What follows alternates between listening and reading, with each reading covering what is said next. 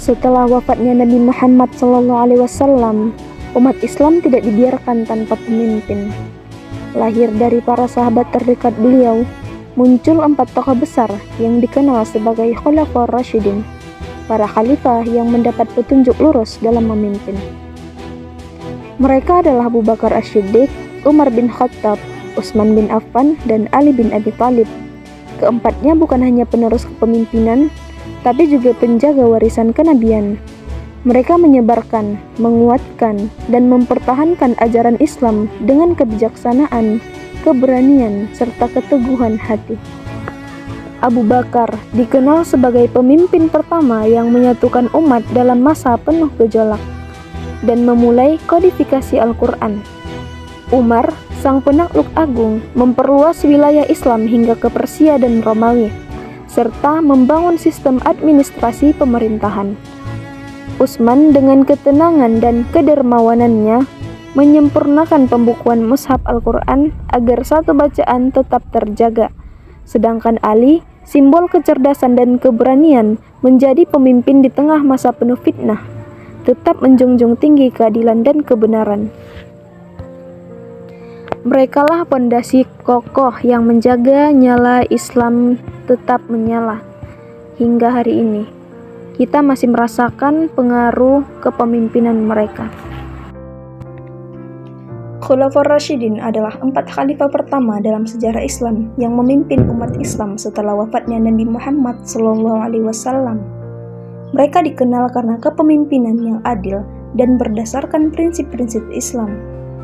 Periode pemerintahan Islam yang dipimpin oleh 4 khalifah pertama setelah wafatnya Nabi Muhammad SAW berawal dari tahun 632 Masehi sampai 661 Masehi, yaitu Abu Bakar dengan periode 632 sampai 634 Masehi, Umar dengan periode 634 sampai 644 Masehi, Utsman dengan periode 644 sampai 656 Masehi, dan Ali dari 656 sampai 661 Masehi.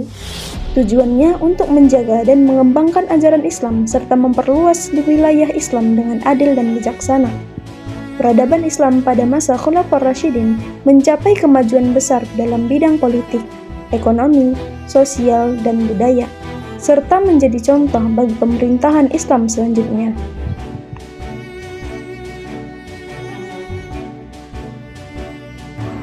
Hari itu, kota Madinah senyap dalam duka. Matahari terasa lebih lambat bergerak, angin seakan membawa kabar kesedihan dari setiap sudut rumah dan jalan. Rasulullah Muhammad SAW, pemimpin yang selama ini menjadi pusat cinta, teladan, dan cahaya bagi umat, telah wafat. Umat Islam yang sebelumnya begitu yakin akan langkah mereka karena dipandu langsung oleh seorang nabi, kini terdiam di persimpangan besar sejarah. Ada tangis, ada kebingungan, bahkan sebagian sahabat menolak percaya. Umar bin Khattab yang terkenal tegas pun sampai menghunuskan pedangnya. Tak ingin mendengar siapapun yang mengatakan Rasulullah telah wafat. Namun, di tengah keguncangan itu, berdirilah Abu Bakar As-Siddiq, sahabat terdekat Rasulullah, dengan tenang dan suara mantap. Ia berkata, "Barang siapa yang menyembah Muhammad, maka sungguh Muhammad telah wafat. Tetapi barang siapa yang menyembah Allah, maka sesungguhnya Allah Maha Hidup dan tidak akan pernah mati." Ucapan itu menjadi titik balik. Umat Islam sadar bahwa meski Rasul telah pergi, misi kenabiannya belum selesai. Islam harus dijaga, umat harus dipimpin. Maka dimulailah sebuah babak penting dalam sejarah Islam, masa Khulafaur Rasyidin. Di masa ini, 4 khalifah agung memikul beban amanah seberat sejarah dan memimpin umat dengan cahaya wahyu yang masih hangat. Inilah kisah tentang mereka, 4 manusia luar biasa yang meneruskan warisan Rasul dengan cara yang berbeda, namun tujuan yang satu, menegakkan Islam. Setelah pemakaman Rasulullah selesai, Para sahabat dari kalangan Muhajirin dan Ansar berkumpul di Saqifah Bani Sa'idah. Di sanalah diskusi pertama soal kepemimpinan umat pasca wafatnya Nabi berlangsung. Ada yang mengusulkan dari Ansar, ada pula yang meyakini bahwa kepemimpinan sebaiknya dari kaum Quraisy. Perdebatan pun sempat memanas, hingga akhirnya tangan-tangan mulai terulur kepada satu nama, yaitu Abu Bakar As-Siddiq, orang pertama yang memeluk Islam dari kalangan pria dewasa, sahabat yang selalu menemani Rasul dalam setiap momen penting hingga saat hijrah ke Madinah. Bahkan ia pernah mendapat amanah dari Rasulullah sebagai imam salat. Dialah yang dipercaya menjadi khalifah pertama. Maka dimulailah era kepemimpinan Islam yang dipandu oleh manusia, bukan lagi oleh seorang nabi.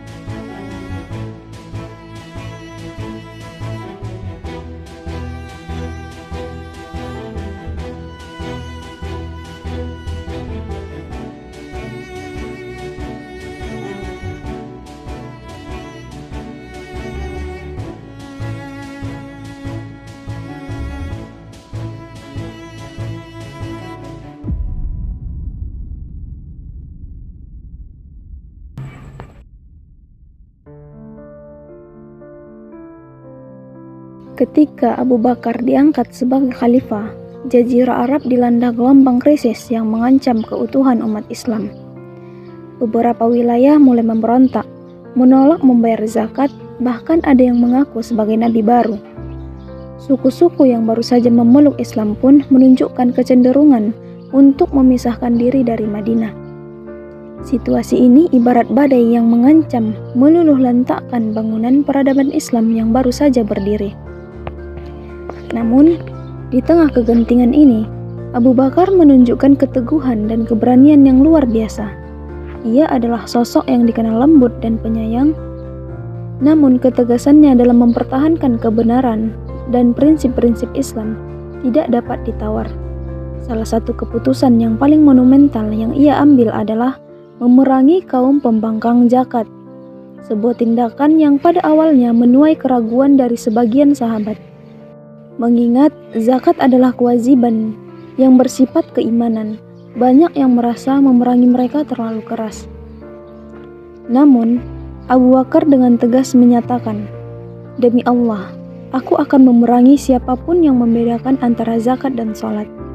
Ketegasan ini bukan semata-mata tentang kekuasaan, melainkan tentang menjaga integritas Islam sebagai agama yang tidak dapat dipisahkan antara ibadah ritual dan dimensi sosial. Perang Riddah atau perang melawan kemurtatan yang dipimpin oleh jenderal ulung seperti Khalid bin Walid berhasil memadamkan pemberontakan, menumpas nabi-nabi palsu, dan mengembalikan kesatuan umat di bawah panji Islam.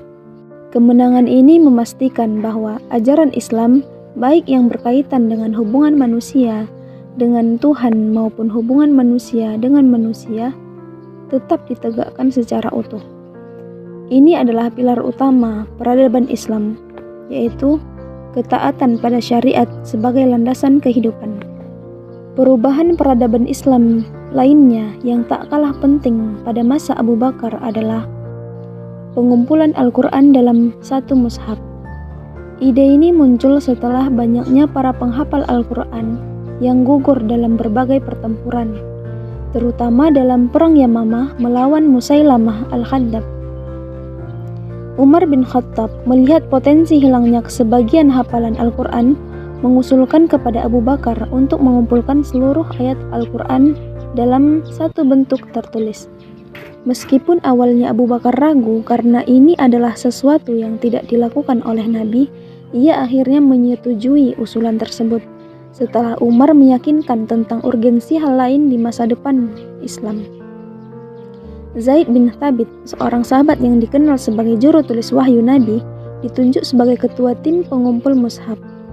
Proses ini dilakukan dengan sangat teliti dan hati-hati, mengumpulkan setiap ayat dari hafalan para sahabat serta dari catatan-catatan yang tercecer di berbagai media, seperti pelepah kurma, batu, dan tulang. Pengumpulan Al-Quran ini adalah sebuah langkah peradaban yang fundamental. Tanpa keputusan visioner ini, Al-Quran mungkin tidak akan sampai kepada kita dalam bentuk yang seragam dan otentik seperti yang kita baca hari ini. Ini adalah fondasi bagi perkembangan ilmu pengetahuan Islam, khususnya ilmu-ilmu keislaman seperti tafsir, hadis, fikih, dan bahasa Arab. Al-Quran yang terkumpul menjadi referensi utama bagi semua hukum, etika, dan nilai-nilai peradaban Islam, menjamin konsistensi ajaran dari generasi ke generasi. Meskipun masa pemerintahannya singkat, Abu Bakar juga mulai meletakkan dasar bagi ekspansi wilayah Islam. Ia melanjutkan misi yang telah dirancang oleh Nabi Muhammad SAW untuk mengirim pasukan ke Syam, Suriah, di bawah pimpinannya Usamah bin Zaid. Meskipun ada keraguan dari beberapa sahabat mengingat situasi internal yang belum stabil, keberhasilan ekspedisi ini tidak hanya menunjukkan kekuatan militer Islam, tetapi juga membuka jalan bagi penakluk-penaklukan. Selain itu, meskipun belum membentuk struktur administrasi yang kompleks, Abu Bakar juga mulai menetapkan beberapa kebijakan awal dalam pengelolaan negara. Ia mendirikan Baitul Mal, yaitu kas negara, untuk mengelola pendapatan dan pengeluaran umat. Meskipun belum memiliki sistem keuangan yang terstruktur seperti pada masa Umar, keadilan sosial yang menjadi perhatian utama dengan distribusi harta kekayaan yang adil kepada seluruh lapisan masyarakat. Abu Bakar hanya memimpin selama 2 tahun lebih beberapa bulan. Namun dalam periode yang singkat ini, ia telah meninggalkan warisan peradaban yang tak ternilai. Ketegasannya dalam prinsip, ketulusannya dalam melayani, dan keberaniannya mengambil keputusan sulit di saat-saat kritis bukan hanya menjaga keutuhan umat, tetapi juga membangun fondasi peradaban Islam yang kokoh. Peradaban Islam yang kemudian berkembang pesat di bawah kepemimpinan para khalifah berikutnya dengan pencapaian gemilang di bidang ilmu pengetahuan, arsitektur, seni, dan sistem pemerintahan tidak lepas dari landasan yang kuat diletakkan oleh Abu Bakar. Ia adalah arsitek awal yang memastikan bahwa Islam sebagai sebuah peradaban memiliki dasar yang kuat dan arah yang jelas, yang terus berlanjut hingga saat ini.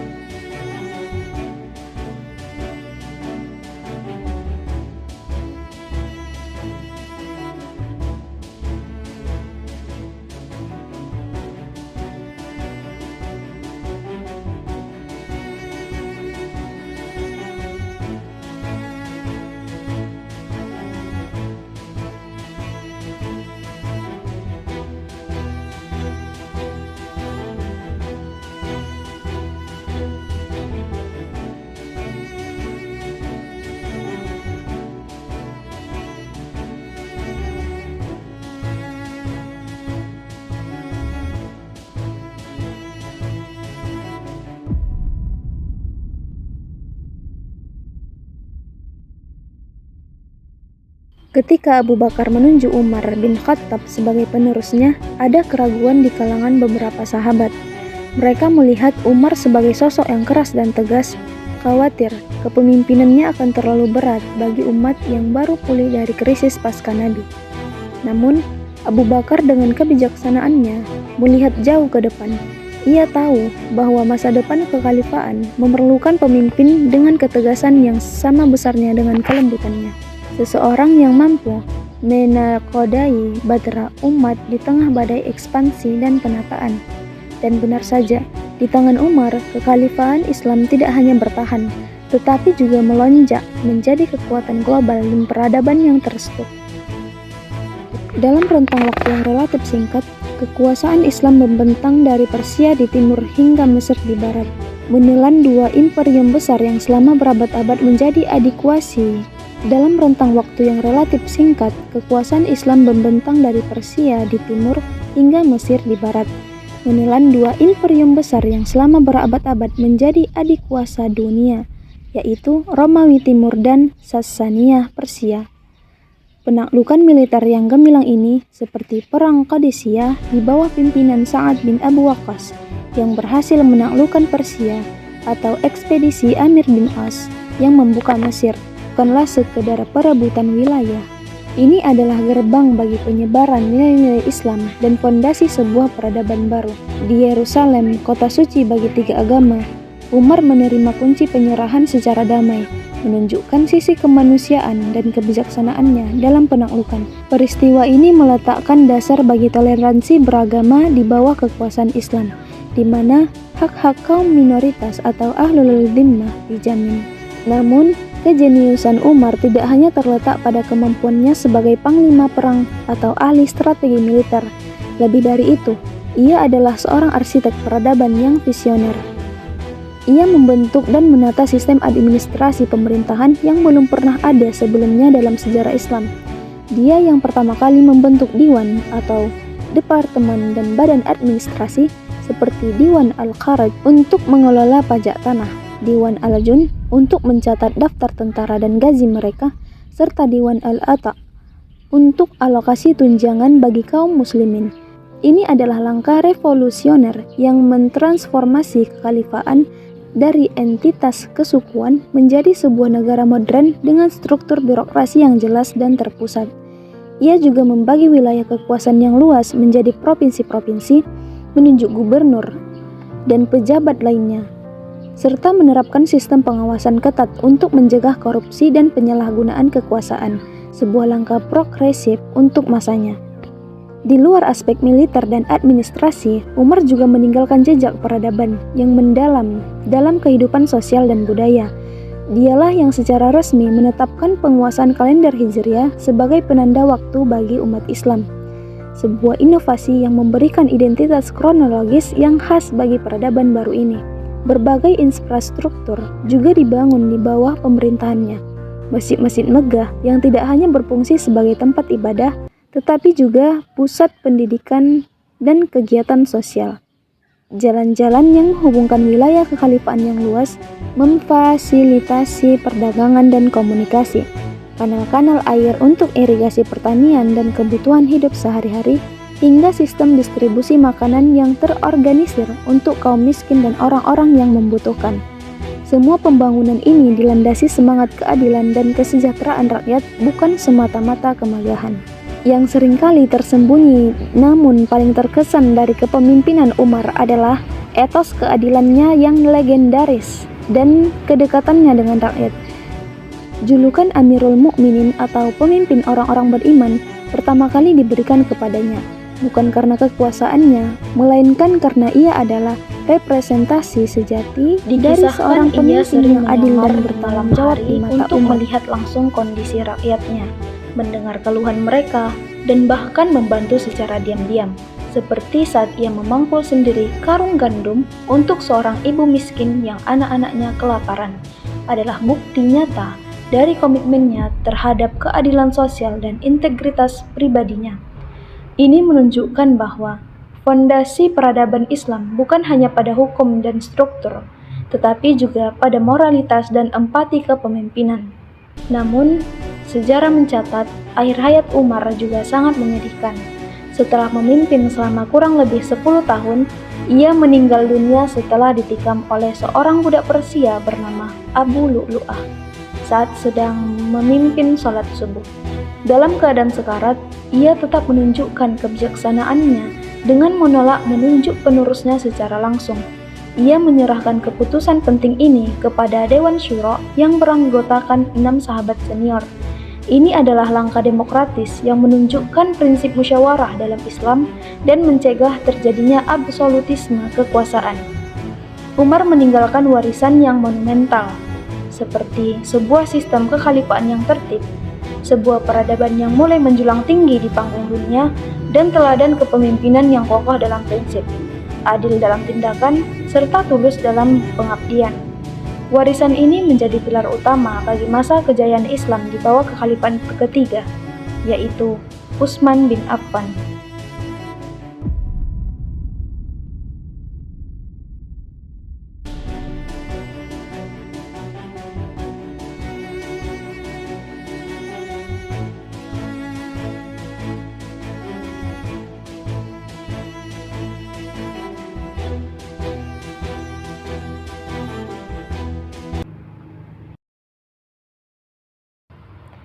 Setelah wafatnya Umar bin Khattab yang tragis, Dewan Syuro yang dibentuknya memilih Utsman bin Affan sebagai khalifah ketiga.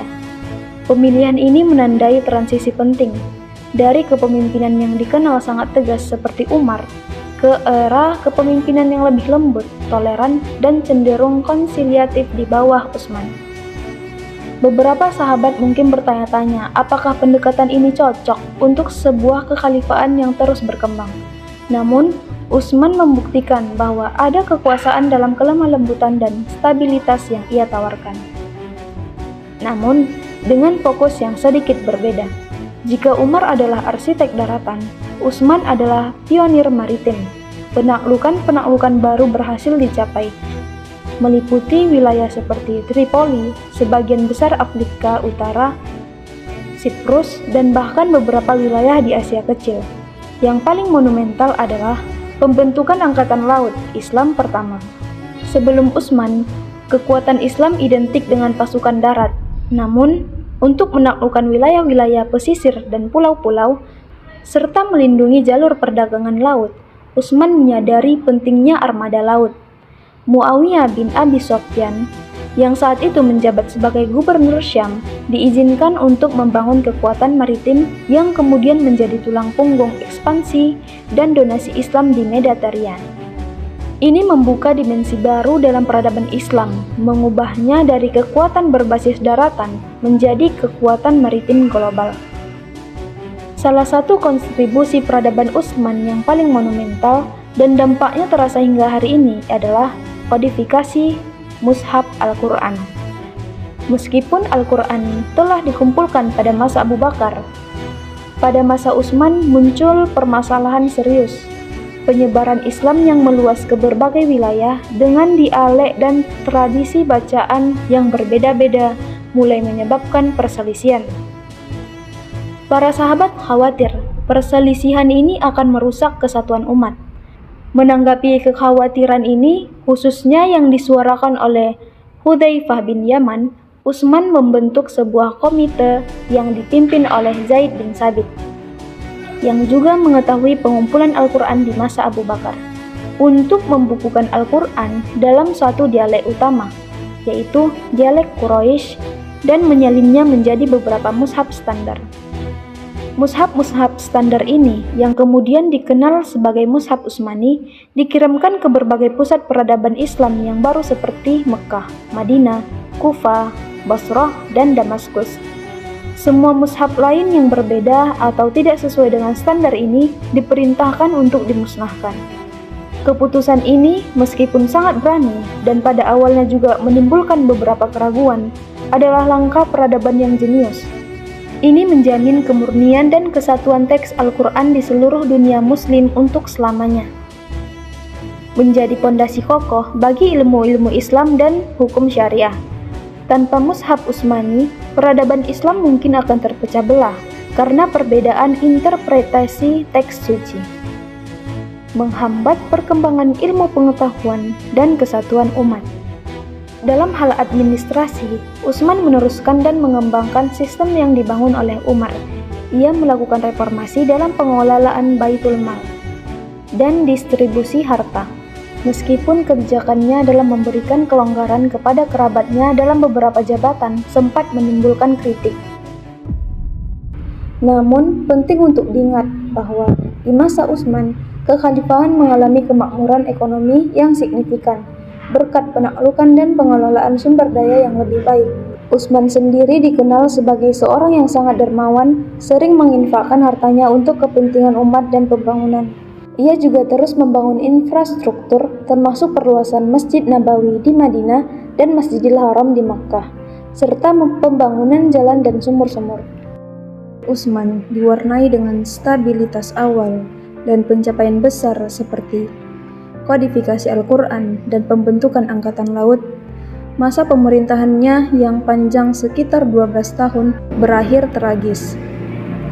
Menjelang akhir kekhalifahannya, muncul fitnah dan pemberontakan dari berbagai wilayah, terutama Mesir dan Kufah, yang dipicu oleh isu-isu terkait kebijakan administrasi, penunjukan kerabat, dan perbedaan interpretasi ajaran. Puncaknya, pada tahun 35 Hijriah, rumah Utsman dikepung dan ia dibunuh oleh para pemberontak saat sedang membaca Al-Quran. Kematiannya menandai awal dari masa-masa fitnah besar dalam sejarah Islam yang akan berlanjut ke masa khalifah keempat, Ali bin Abi Thalib, dan secara fundamental mengubah lanskap politik dan peradaban Islam. Namun, warisan Mushaf Utsmani dan dominasi maritim yang ia rintis tetap menjadi pilar abadi peradaban Islam.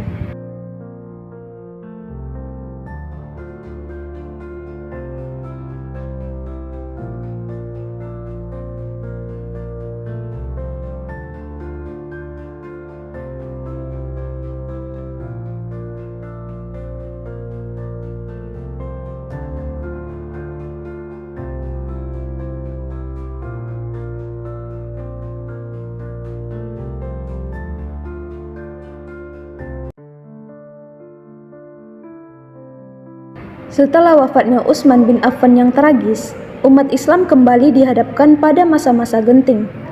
Pilihannya jatuh kepada Ali bin Abi Thalib, sepupu sekaligus menantu Nabi Muhammad SAW. Seorang figur yang sangat dihormati karena kedalaman ilmunya, keberanian, dan kedekatannya dengan Nabi. Namun, penunjukannya sebagai khalifah tidak berjalan mulus. Di tengah gejolak politik dan perselisihan yang belum pernah terjadi sebelumnya, sebuah periode yang dalam sejarah Islam dikenal sebagai masa fitnah besar, ia mewarisi kekhalifahan di tengah gejolak politik dan perselisihan yang belum pernah terjadi di sebelumnya. Sebuah periode yang dalam sejarah Islam dikenal sebagai masa fitnah besar. Ali adalah khalifah yang harus memimpin peradaban Islam dalam upaya mengembalikan kesatuan dan keadilan di tengah badai perpecahan internal. Masa kepemimpinan Ali berbeda jauh dari para pendahulunya yang lebih banyak diwarnai ekspansi dan penataan. Fokus utama Ali adalah pemulihan persatuan dan keadilan internal. Peradaban Islam yang telah meluas kini menghadapi ancaman dari dalam. Kebijakan pertama Ali adalah memecat gubernur-gubernur yang ditunjuk Utsman dan menggantinya dengan orang yang ia anggap lebih amanah dan adil. Namun, langkah ini justru memicu ketidakpuasan dari beberapa pihak, terutama Muawiyah bin Abi Sufyan, gubernur Syam, yang menuntut balas atas kematian Utsman. Ia mengarah pada serangkaian konflik internal yang menguras energi dan sumber daya umat. Masa kekhalifahan Ali bin Abi Thalib adalah salah satu periode paling bergejolak dan tragis dalam sejarah Islam. Setelah dekade ekspansi dan penataan peradaban di bawah Umar dan Utsman, Ali mewarisi kondisi umat yang terpecah belah akibat pembunuhan Utsman dan ketidakpuasan politik yang meluas. Kekhalifahannya didominasi oleh serangkaian perang saudara atau fitnah besar yang menguras energi umat dan mengubah lanskap politik Islam menjadi fundamental. Adapun yang melatar belakangi Perang Jamal adalah pembunuhan Khalifah Utsman bin Affan yang memicu tuntutan pembalasan dari beberapa sahabat senior, termasuk Aisyah, istri Nabi, Tolha bin Ubaidillah, dan Zubair bin Al-Awwam. Mereka percaya bahwa Ali sebagai khalifah yang baru harus segera menghukum para pembunuh Utsman. Ali berpendapat bahwa stabilitas pemerintahan harus dipulihkan terlebih dahulu sebelum melacak dan menghukum pelaku yang saat itu sulit diidentifikasi dan tersebar di berbagai kelompok pemberontak. Perbedaan pandangan mengenai prioritas penyelesaian masalah inilah yang memicu ketegangan. Pasukan Aisyah, Talha, dan Zubair bergerak dari Mekah menuju Basrah, Irak, untuk mengumpulkan kekuatan dan menuntut keadilan. Aisyah sendiri ikut serta dalam rombongan ini, mengendarai unta yang menjadi simbol perang ini. Ali berusaha menghindari konfrontasi dengan mengirim utusan dan melakukan negosiasi. Namun, upaya tersebut gagal. Kedua belah pihak bertemu di dekat Basrah. Mereka ada upaya rekonsiliasi terakhir. Pertempuran akhirnya meletus. Pertempuran berlangsung sangat sengit dan brutal. Banyak korban berjatuhan dari kedua belah pihak. Talha dan Zubair pun gugur dalam pertempuran. Kunci pertempuran adalah unta yang ditanggungi Aisyah. Ketika unta itu akhirnya dilumpuhkan, semangat pasukan kubu Aisyah melemah dan mereka kalah. Perang Jamal adalah perang saudara pertama dalam sejarah Islam, sebuah tragedi yang sangat menyakitkan bagi umat. Ini memperdalam perpecahan di antara kaum muslimin dan menunjukkan bahwa konflik internal bisa berujung pada pertumpahan darah antar sesama muslim. Aisyah diperlakukan dengan hormat oleh Ali dan dipulangkan ke Madinah. Konflik ini merupakan kelanjutan dari ketidakpuasan terhadap kepemimpinan Ali, khususnya dari Muawiyah bin Abi Sufyan, gubernur Syam Suriah. Muawiyah menolak untuk membayat Ali sebagai khalifah sebelum Ali menghukum para pembunuh Utsman, dan bahkan ia menuduh Ali yang terlibat dalam pembunuhan tersebut. Ia juga menuntut agar Ali menyerahkan para pembunuh Utsman yang berlindung di Kufah atau pusat kekuasaan Ali. Ali bersikeras bahwa ia akan menyelesaikan masalah itu setelah situasi politik stabil, dan ia tidak dapat menyerahkan orang-orang tanpa penyelidikan yang adil. Saat itu, Ali mengumpulkan pasukannya dari Kufah, ibu kota kekhalifahan yang saat itu, dan bergerak menuju Syam. Muawiyah juga menyiapkan pasukannya. Kedua pasukan bertemu di daratan Siffin di tepi sungai Eufrat. Pertempuran pun berlangsung selama berbulan-bulan dengan serangkaian krisis kecil dan negosiasi yang gagal. Puncak pertempuran terjadi dalam beberapa hari yang sangat intens. Ketika pasukan Ali hampir memenangkan pertempuran, Amr bin Al-Ash, penasehat Muawiyah, mengusulkan taktik mengangkat mushaf Al-Quran di ujung tombak. Ini adalah seruan untuk mengadili masalah ini berdasarkan kitabullah. Pasukan Ali, terutama kelompok Qurrah, pembaca Al-Quran yang soleh, terpecah. Sebagian besar ingin menerima ajakan Al-Quran, sementara Ali dan sebagian pengikutnya tahu ini adalah tipu muslihat politik. Atas desakan mayoritas pasukan, Ali terpaksa menerima usulan tahkim. Dua arbiter ditunjuk, Abu Musa al-Asy'ari dari pihak Ali dan Amr bin Al-Ash dari pihak Muawiyah. Dampak dari perang Siffin ini adalah titik balik paling krusial dalam kekhalifahan Ali. Perpecahan politik dan agama. Hasil tahkim yang berakhir dengan keputusan yang tidak menguntungkan Ali menyebabkan munculnya kelompok Khawarij. Mereka adalah mantan pendukung Ali yang merasa Ali telah melakukan dosa besar karena menerima arbitrase manusia atas hukum Allah. Mereka kemudian memusuhi Ali dan Muawiyah. Melemahnya posisi Ali, tahkim dan pecahnya Khawarij melemahkan otoritas dan kekuatan politik Ali, memberikan keuntungan signifikan bagi Muawiyah. awal era politik Islam. Konflik ini juga menandai awal dari munculnya faksi-faksi politik dan teologis yang akan berkembang di kemudian hari. Sunni, Syiah, Khawarij. Perang Nahrawan. Perang ini terjadi antara Ali dan kelompok Khawarij yang memisahkan diri setelah perang Siffin. Kaum Khawarij yang menganggap Ali dan Utsman, Muawiyah, serta arbiter telah kafir karena tidak menghukum dengan hukum Allah secara murni menurut pandangan mereka, dan telah melakukan dosa besar dengan menerima arbitrase. Mereka menjadi sangat ekstrim, bahkan meskipun kepemimpinannya disibukkan dengan konflik internal, Ali tetap berupaya menegakkan prinsip-prinsip keadilan dalam peradaban Islam. Ia dikenal sebagai khalifah yang sangat menekankan keadilan sosial dan kesetaraan.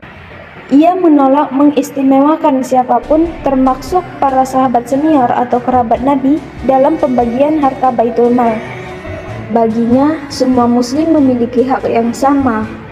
Ia juga sangat menekankan ilmu pengetahuan dan akal. Keadilan peradilan menjadi prioritas. Dan ia seringkali memberikan contoh nyata dalam menegakkan hukum tanpa pandang bulu.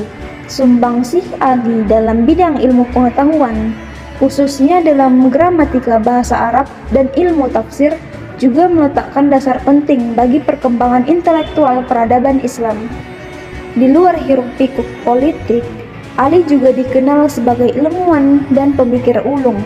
Beliau adalah salah satu ulama terkemuka di zamannya, sumber rujukan bagi sebanyak sahabat dalam masalah fikih, tafsir, dan hadis. Kontribusinya dalam mengembangkan ilmu nahwu yang penting untuk memahami Al-Quran dan Sunnah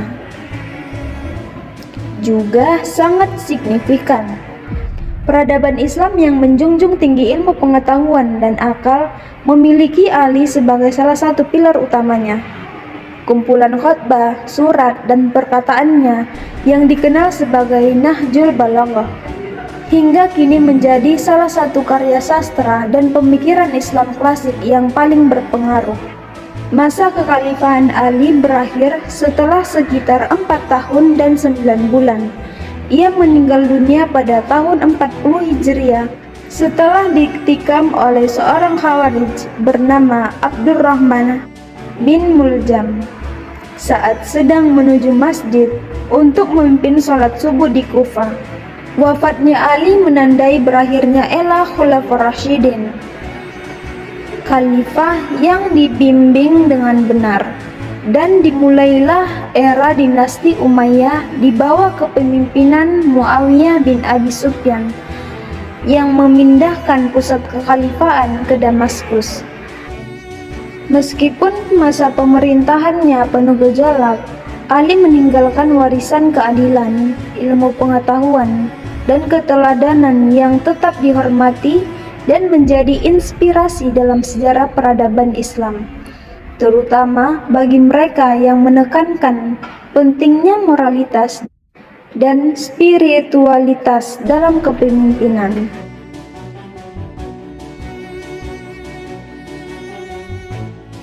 Empat khalifah, 4 jalan kepemimpinan, masing-masing memiliki keunikan, tapi semuanya bersumber dari cahaya yang sama, Rasulullah SAW.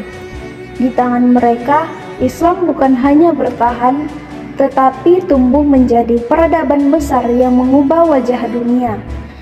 Dari tanah Arab yang gersang, muncullah sistem pemerintahan yang adil, penyatuan umat, ilmu pengetahuan, dan moralitas. Khulafaur Rasyidin adalah bukti bahwa kepemimpinan dalam Islam bukan tentang kekuasaan, tetapi tentang amanah. Mereka bukan hanya memimpin politik, tapi juga panutan spiritual, guru moral, dan perlindungan umat. Warisan mereka tak hanya tertulis dalam buku-buku sejarah, tapi juga hidup dalam nilai-nilai yang kita pegang hingga hari ini. Itulah kisah tentang Khulafaur Rasyidin. Sekian video dari saya, semoga dapat menambah wawasan bagi kita semua.